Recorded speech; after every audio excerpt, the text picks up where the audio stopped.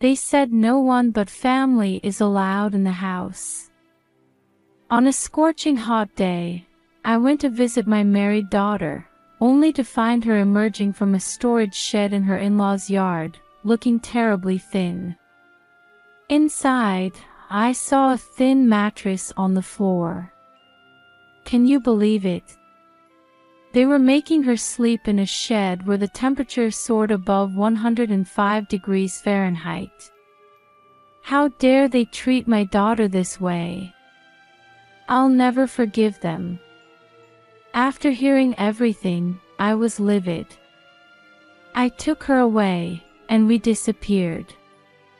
As a result, her in-laws turned pale and ended up shaking like leaves. My name is Nancy. I'm 60 years old and work as a clerk at a local company. I was widowed when I was young and raised my daughter, Sophia, single-handedly. We faced many challenges, but we always overcame them together. Sophia grew into a patient, kind, and wonderful woman. When she landed a job at a big company after college, we celebrated together. Sophia got married and moved out. I wonder how Sophia's doing. Surely, she's being treated well in her new family. I suddenly remembered the day when both families met before the wedding. Sophia's partner was Pete, a nationally renowned professional golfer. I was surprised that she was bringing such a famous person, but they had met at a golf event. Pete looked me straight in the eye and said, "Mother-in-law, I promise to protect Sophia for life once we're married. I want to walk through this life with her." When I looked at my daughter, she had a determined expression and said, "I want to marry him too," so I happily agreed to the marriage. Pete's parents seemed nice, and his father said, "When they're married, they'll live with us, but we'll take good care of your daughter." I was confident I could entrust my precious daughter to them. So Sophia married into Pete's family, about a 3-hour drive from where I lived. For a while after Sophia got married, she would reply quickly if I sent a "How are you?" message. But about a month after she moved, her replies gradually stopped coming. Worried, I checked Pete's official social media and saw them attending occasional events and parties together, looking like a happy couple. Seeing my daughter's smiling face in the photos reassured me. I tried to think that no news was good news. One summer day, more than 6 months after Sophia had married, I called her cell phone. But all I got was a message saying, "This number is no longer in service." Come to think of it, she hadn't replied to my messages for a while either. Is she really okay? What if something's happened to her? Once I started thinking like that, I couldn't sit still. I got in my car and drove to her in-laws' house, desperate to see her. I parked near the house and rang the doorbell. But no one came out, maybe they weren't home. It was a scorching day, with temperatures over 95 degrees Fahrenheit. Wiping away my sweat, I pressed the intercom button again. Then I heard a sound from the garden. Thinking it might be one of the family members, I hurried around to the garden. "Ha! Sophia!" There was my daughter, crawling out of a storage shed in the garden. "Mom!" Sophia's eyes widened in surprise when she saw me. Her face was much thinner than when I'd last seen her 6 months ago. She looked so different I almost didn't recognize her. Sophia seemed dizzy and stumbled. As I rushed to support her, I caught sight of the inside of the shed. What's this? What's going on? Inside the small shed was a thin mattress. There were water bottles and clothes around, suggesting someone was living there. I glanced at the thermometer on the wall. It read over 105 degrees Fahrenheit. Don't tell me you're sleeping here. Why? My daughter's eyes filled with tears. They told me no one but family is allowed in the house. Then she covered her face with her hands and burst into tears. I quickly led her to the shade and offered her a cold drink. What on earth happened? Tell me everything. As I encouraged her, Sophia began to speak between sobs. Right after we got married, the family told me to quit my job. I refused at first, but then my in-laws started saying harsh things to me. Sophia explained that she was forced to quit her job, and when she refused, the mistreatment began. They said if I didn't obey, they wouldn't accept me as a daughter-in-law, she said. Even though she quit her job with a heavy heart, things only escalated. After a month of marriage, my father-in-law finally ordered me, "You're not family, so you can't enter the house." Live in the shed. My daughter wasn't allowed to eat meals with the family and wasn't given much food. They wouldn't let her use the bath, so she had to wash herself with the garden hose. Her once glossy hair was now damaged beyond repair. My mother-in-law says I'm only allowed in the house to do chores, she continued. I have to do all the housework under their supervision. I'm like a servant. Oh, honey. Doesn't Pete stand up for you? Sophia shook her head. He always pretends not to see. He ignores me when I try to talk to him. But when there are events or parties, I'm taken out and told to pretend we're a happy couple. What Sophia was telling me was too horrible to believe, but the exhausted state of my daughter in front of me and the condition of the storage shed told me it was all true. Why did you go along with what they said? You should have run away sooner. Sophia started trembling and crying. Because father-in-law threatened that he could take away your job anytime. My job? Yes. Father-in-law said he knows someone important at your workplace. He said he could have you fired anytime. I couldn't let you lose the job you've had for years because of me. Oh, my poor girl. She had endured this hell thinking of me. And Pete. After listening to everything my daughter had to say, I finally lost it. How dare they treat my daughter like this? I'll never, ever forgive them. I put my hands on my daughter's shoulders and looked her straight in the eye. We're getting out of this house right now. Come on, let's go. And just like that, I put my daughter in the car and left her in-laws' house. We disappeared from their sight. To prevent them from coming to our house, I decided to let my daughter rest at a hotel. It's been so long since I slept in a bed, she mumbled sadly before falling into an exhausted sleep.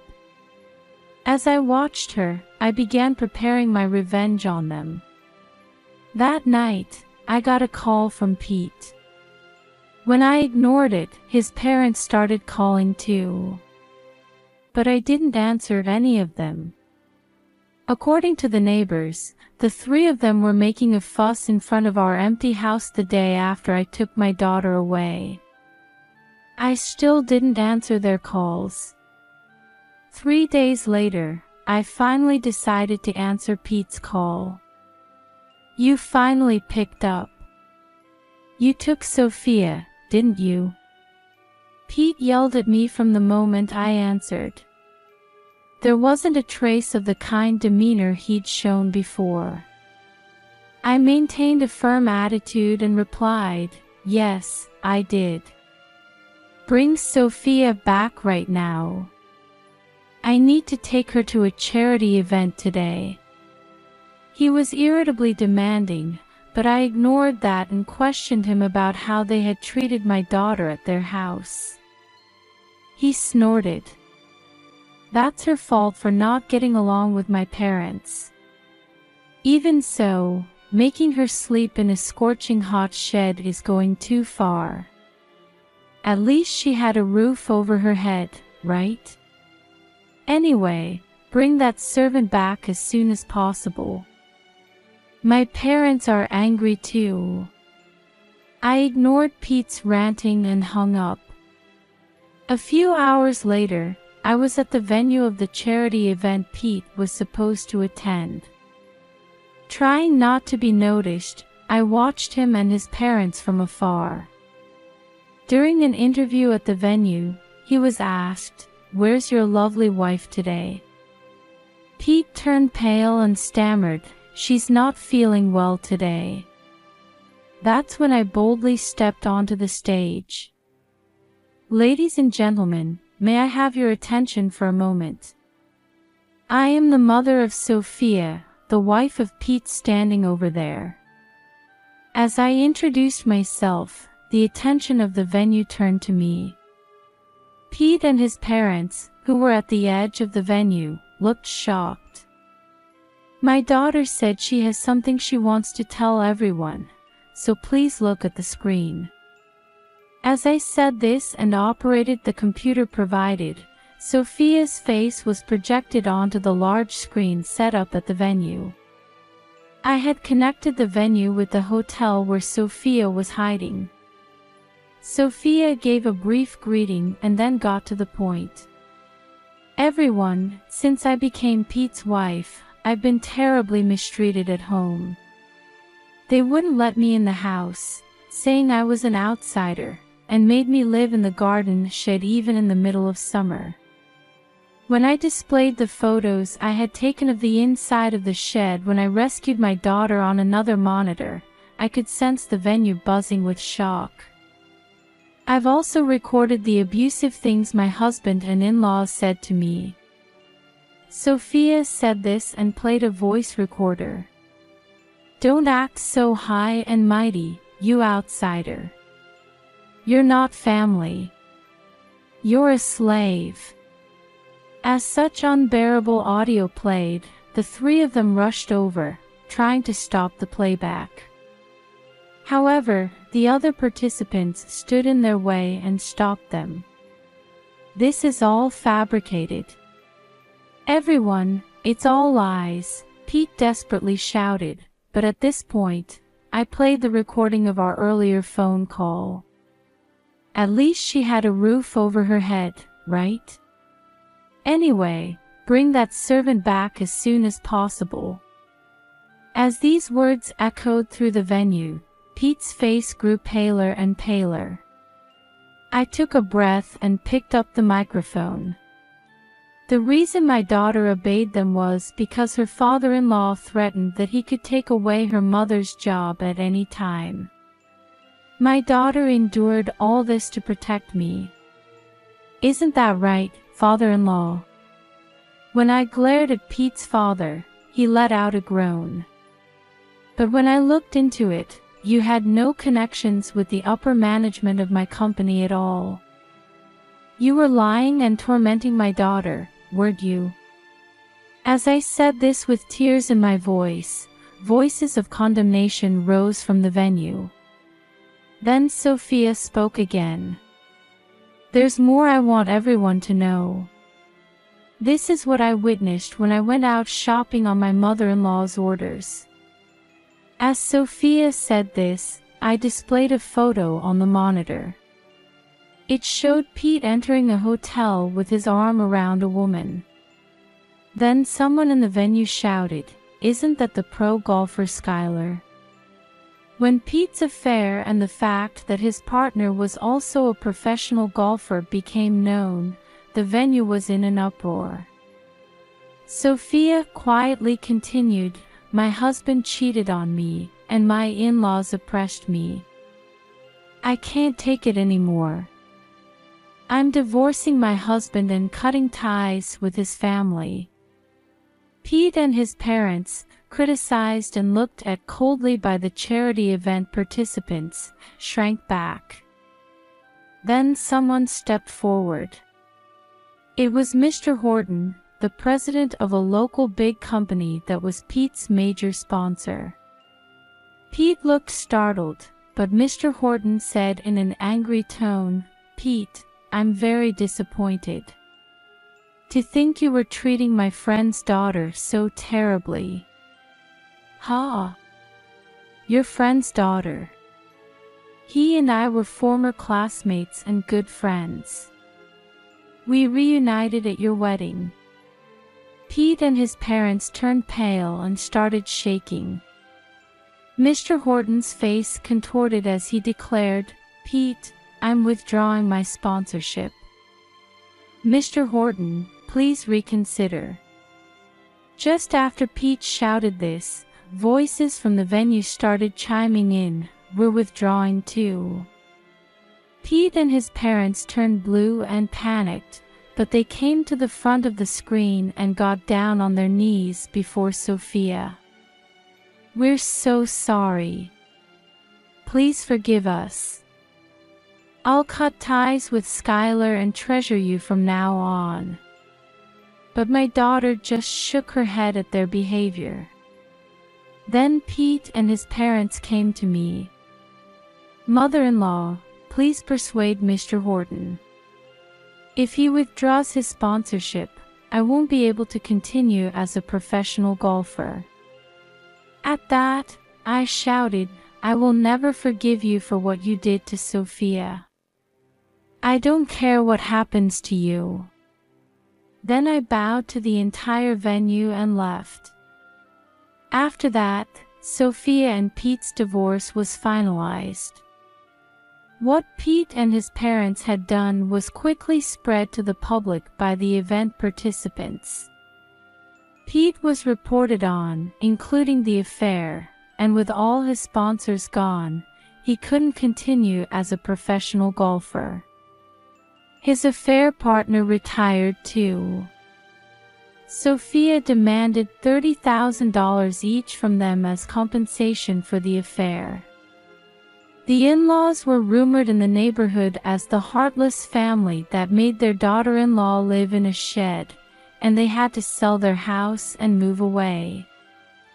Pete, who became unemployed, and his parents who had been completely dependent on his income, are now living in an old apartment and working part-time jobs from morning till night. I think it's all their own doing. Meanwhile, Sophia and I are living together now. Sophia has managed to recover and is now working at Mr. Horton's company. I hope to watch over my daughter until she can